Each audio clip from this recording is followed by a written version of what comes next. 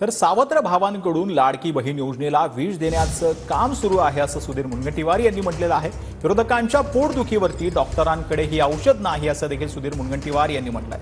विरोधक सरड्यापेक्षा जास्त रंग बदलतायत अशी टीका मुनगंटीवारांनी विरोधकांवर केली आहे। या लाडक्या बहिणींना सांगितलं पाहिजे, या सावत्र भावांपासून सावधान राहा। हे ते सावत्र भाऊ आहे जे चांदोबाच्या कथेमध्ये बहिणीला विष द्यायचे। हे तेच भाऊ आहेत की तुमच्या योजनेला विष देण्याचं काम हे करताहेत। हे सांगण्याची जबाबदारी प्रत्येक कार्यकर्त्यावर आहे। सरकारने मुख्यमंत्री माझी लाडकी बहीण योजना सुरू केली, किती लोकांचं पोट दुखलं। डॉक्टरांनाही औषधी सापडत नव्हती। अरे तुम्ही सरड्यापेक्षाही जास्त रंग बदलता।